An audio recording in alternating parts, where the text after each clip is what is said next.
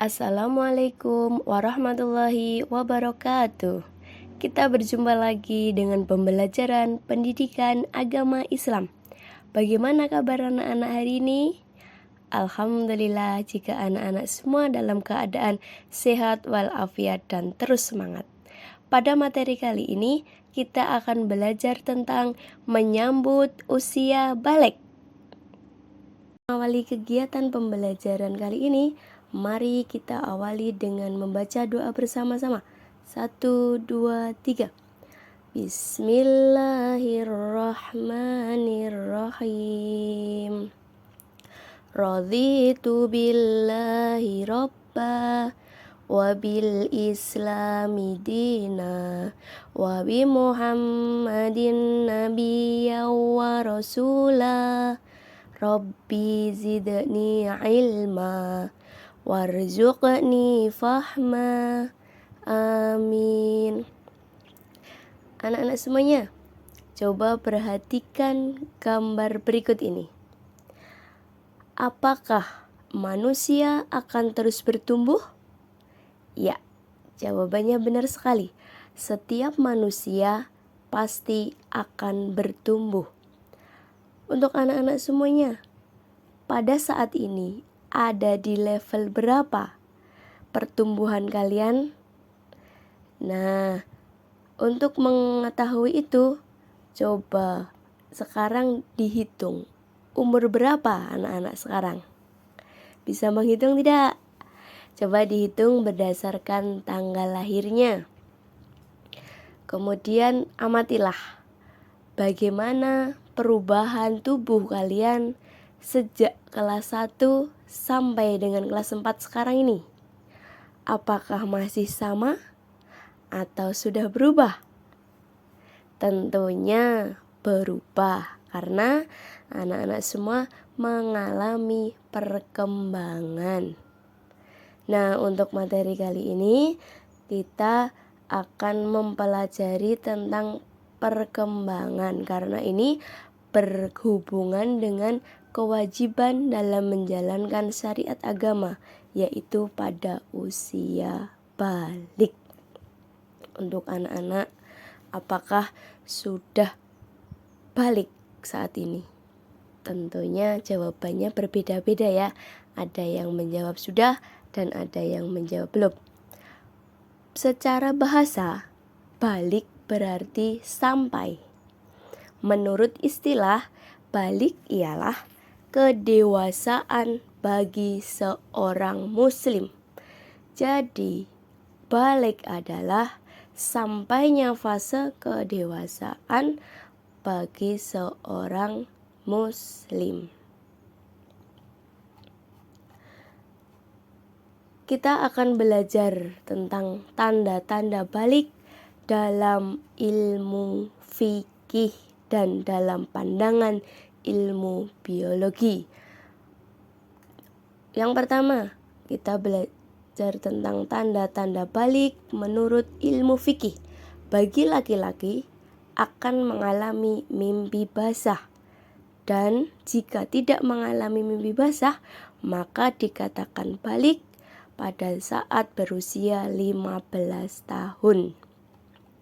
Bagi perempuan, dikatakan sudah balik adalah mengalami haid atau menstruasi yang rutin terjadi pada setiap bulannya.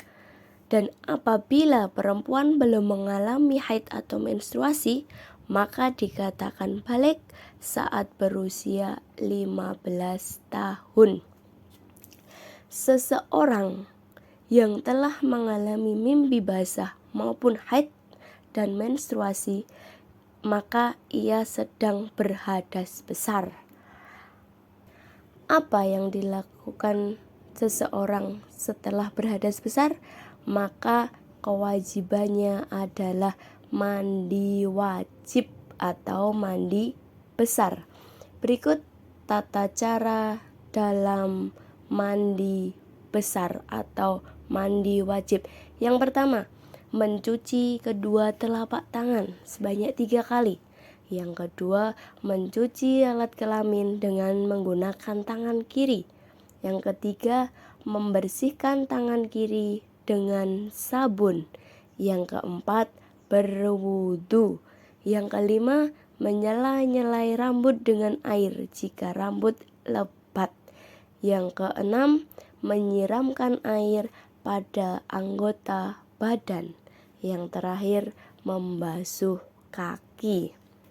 Nah, selanjutnya, larangan bagi orang yang berhadas besar. Di antaranya, 1. Melaksanakan sholat. Yang kedua, membaca Al-Quran. Yang ketiga, berdiam diri di dalam masjid. Yang keempat, tawaf.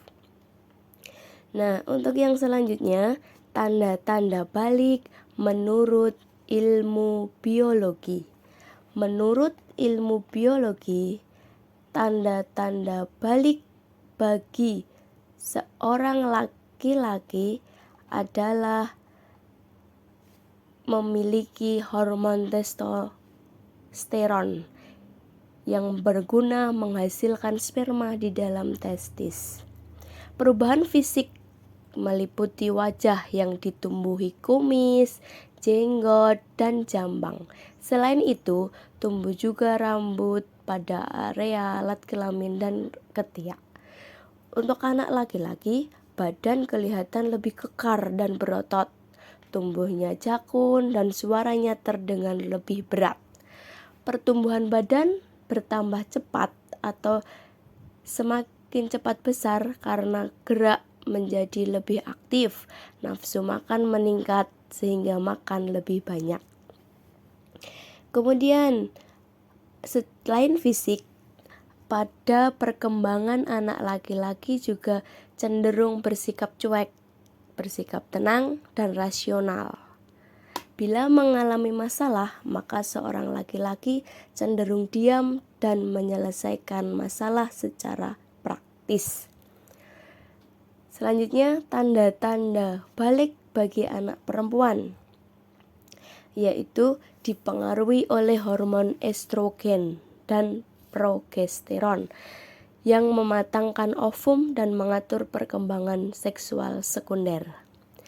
Pada perubahan fisik anak perempuan terjadi pada pinggul dan payudara yang mulai membesar, kemudian tumbuh rambut pada alat kelamin dan ketiak.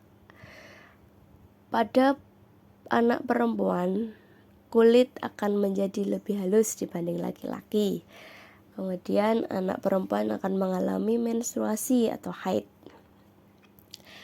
Pada hormon progesteron dan estrogen juga mempengaruhi perkembangan mental perempuan, yaitu perempuan cenderung mendahulukan perasaan, ingin dimanja dan diperhatikan. Apabila anak perempuan menghadapi suatu masalah, maka ia akan mudah mengadu, menangis, atau menyesali diri. Perubahan fisik pada tubuh perempuan antara lain badan bertambah cepat, gerak menjadi lebih aktif, nafsu makan meningkat, makan lebih banyak, dan suara akan menjadi lebih merdu.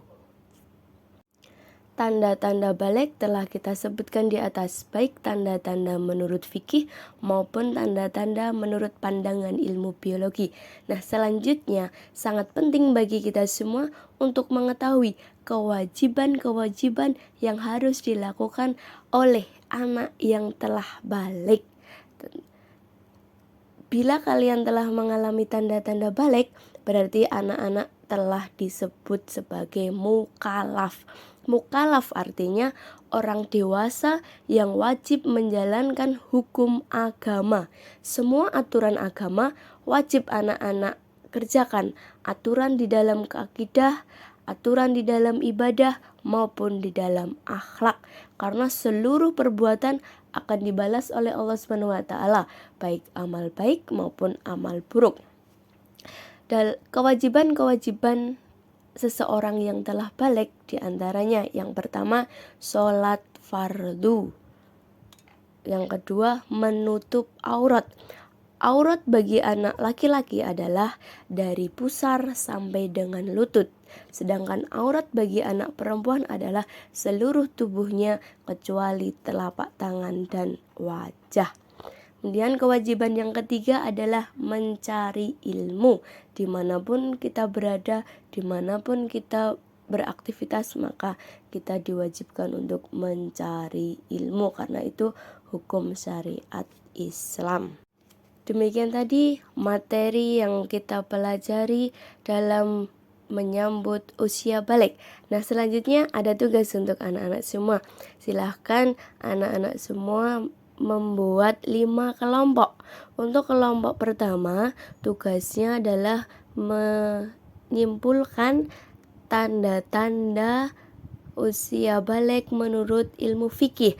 Untuk kelompok kedua, tugasnya mengidentifikasi tanda-tanda usia balik menurut pandangan ilmu biologi. Kelompok ketiga, tugasnya mengidentifikasi atau menyebutkan tata cara melaksanakan mandi wajib. Kelompok keempat, tugasnya adalah menyebutkan larangan-larangan bagi seseorang yang berhadas besar.